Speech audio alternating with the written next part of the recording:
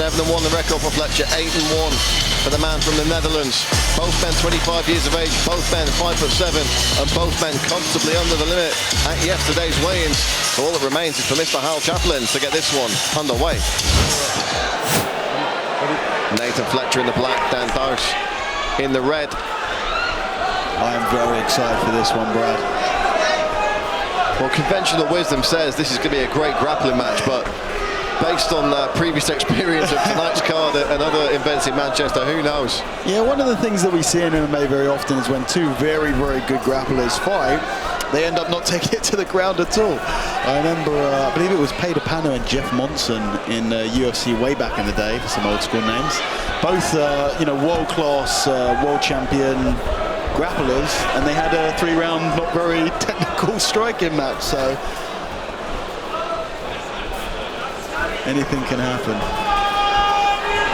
You saw Nathan Fletcher get a bit of time on the feet against Giordano last time out, always developing those skill sets. There's the shot. Takedown from the Dutchman. Beautiful takedown and straight onto the back position. Fletcher rolls through and Duijs able to get back to that back position there. Almost for a second looked like the Fletcher was going to go for a Granby roll onto the back position. Now, the interesting thing about their two styles is, of course, we know Nathan Fletcher as being sort of this human backpack. He's always looking to try and get to that back position, whereas Duijs usually playing more of a guard, you know, especially what we saw in his first cage, whereas triangle kind of his most used submission in MMA compared to Fletcher's obviously an expert in the rear naked choke. So interesting to see Duijs on top and taking this back position early. He's got to be careful not to fall off the top.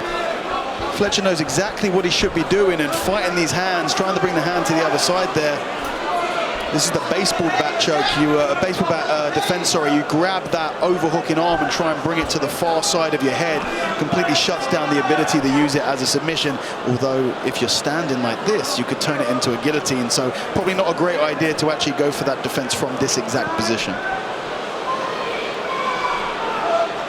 Fletcher with a 4 pro wins by naked choke and more at amateur as well.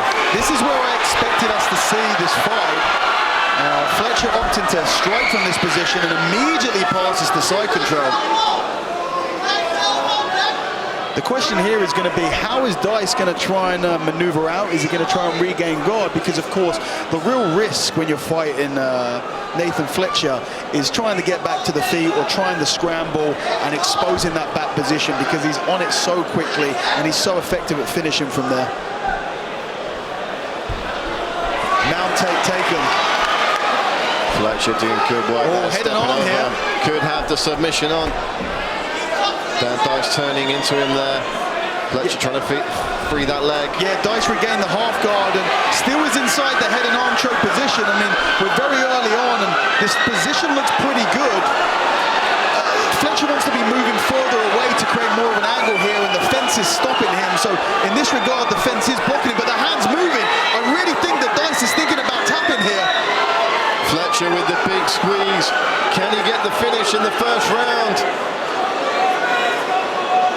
Daan Duijs hanging in there. Mark Goddard taking a very close look. Back into a half guard position here, and this is something that I've been talking about a lot recently in jiu-jitsu. Is actually, I think the head and arm choke, even though we see it very, very often, I believe that the setup to finish ratio is one of the worst common submissions that we see, both in grappling, but especially in MMA. And that was kind of a good example. That was very close. The position was very good. I mean, he finds himself in the best position that you can be in, raining down strikes from the mount here. Not a lot of them landing. Yeah, a lot of these hitting the guard of Daan Duijs, but Fletcher putting the work in. Good work from Duijs. Very nice work into a triangle here.